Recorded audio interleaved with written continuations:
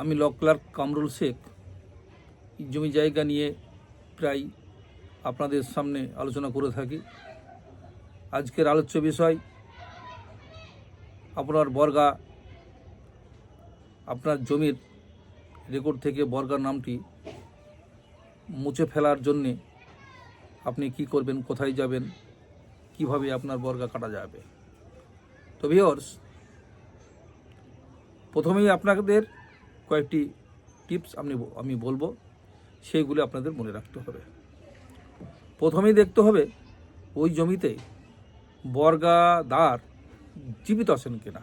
যদি জীবিত থাকে তাহলে তার নিকট হইতে একটি নো অবজেকশন সার্টিফিকেট লিখে নেবেন। যদি বর্গাদার মারা যায় তো বর্গাদারের ছেলে মেয়েদের নিকট হইতে বা তাদের ওয়ারিসদের নিকট হইতে একটি নো অবজেকশন সার্টিফিকেট নেবেন। এবং সার্টিফিকেট, আপনার জমি রেকর্ড, আপনার জমির দলিল, এই নিয়ে 10 টাকা কোর্ট ফি দিয়ে আপনি আপনার কাছাকাছি বা আপনার বিএলও অফিসে আপনি জমা করবেন। জমা করার পরে বিএলও সাহেব আপনার এলাকার আরআই বাবুকে ইনকোয়ারি করার জন্য দিবেন। ফিল্ড ইনকোয়ারি যাকে বলা হয়। আরআই সাহেব যাবেন, আপনার জমিতে যাবেন, আপনার গ্রামবাসীদের বিভিন্ন লোকের সঙ্গে আলোচনা করবেন। এই জমিটি বর্তমানে কে আবাদ করছেন, কিভাবে আবাদ করছেন, বর্গাদার চাষ করছেন কিনা, জমির মালিক নিজে চাষ করছেন কিনা, এবং জমির চারিপাশের 4 জন চাষিদের জিজ্ঞাসা করবেন।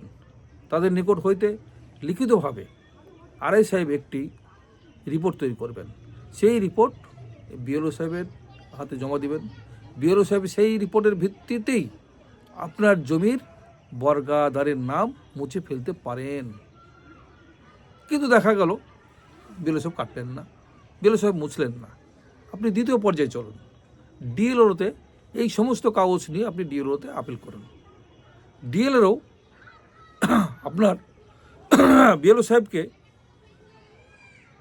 অর্ডার দিয়ে ওটা কাটতে পারবেন। দেখা গেল যে ডিএলওর কাছ থেকেও আপনি কোনো সদুত্তর পেলেন না। আপনার সেই সমস্ত কাগজ একত্রিত করে আপনি একটি ভালো আইনজ্ঞের সঙ্গে আলোচনা করে আপনি আদালতে আপিল করতে পারেন।